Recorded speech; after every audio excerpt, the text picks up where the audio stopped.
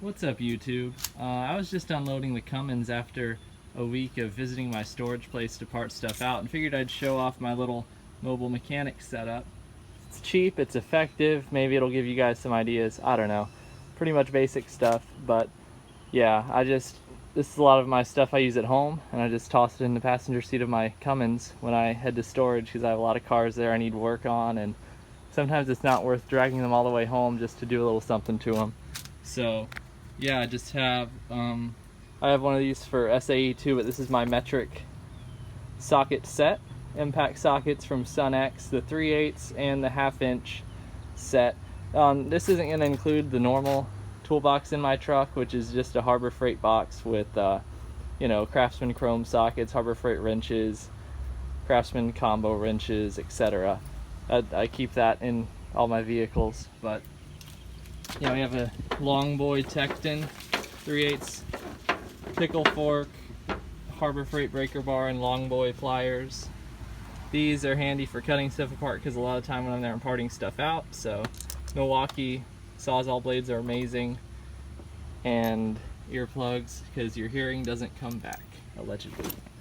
Juices, we have some WD, brake clean, penetrating oil. 4-pound sledge is important. Some big boy sockets, you never know when you'll need those. Multimeter, I don't know. And gloves. So in here, which is kind of easy to lug around but has all your essentials, got this bad boy, which is badass. This little brushless DeWalt. I can handle most everything. Harbor Freight vice grips. Gear wrench locking flex head 3/8 ratchet that I need to warranty because the teeth are all broken, but still works great, still awesome, gives you a lot of leverage, you can fit lots of places.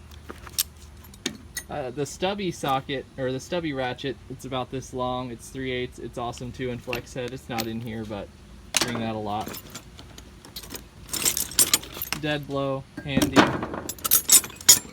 Channel lock dikes, I don't know if that's what they're called. Extension number 1, adapter, another extension, 1/2 inch extension, those are handy. Little pry bar, I have a big pry bar I keep in the truck at all times, so I don't bring one.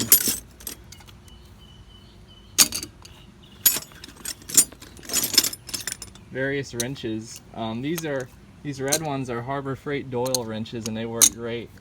Have the V-grip and the normal channel locks, have just a Husky chemical engineer wrench, Harbor Freight chemical engineer wrench, another extension, some, I don't even know what brand these are, they just have had them forever, cheap needle nose, 10 snips, aka cut sheet metal away when the rusted out bolt will not be accessible enough to use, or to use one of these bad boys on. Another crappy Husky adjustable wrench, another extension. Probably gonna organize all this stuff, and there's a little Husky box that fits perfectly in my flatbed saddle things, and I just haven't attempted to purchase one yet, but I think I will. That belongs in my normal toolbox. Various crappy Stanley screwdrivers, I mean, what more do you need than that? And a big old pile of combination wrenches that were in a pocket but somehow worked their way out. So let's grab the Harbor Freight. Oh, and here's another extension. That's a Harbor Freight wobble. Now we have Harbor Freight combo wrenches. These ratcheting combo wrenches are fantastic. This is a lot of the metric set, and I think a 1/2 inch. Yep. So I lost the 10mm, obviously.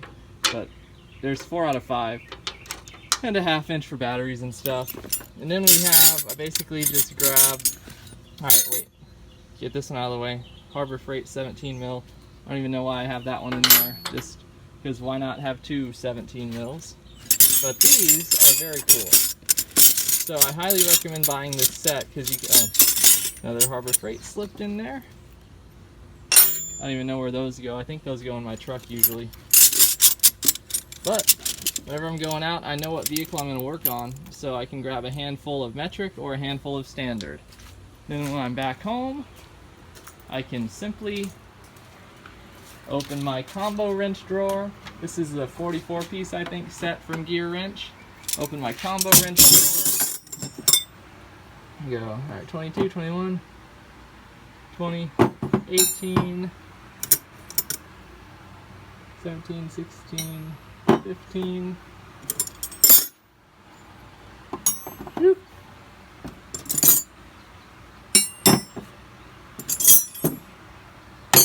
And just do this instead of having to buy 2 darn sets of them. Grab a handful in the range I think I'll need, throw them in the bag, and I'm good to go.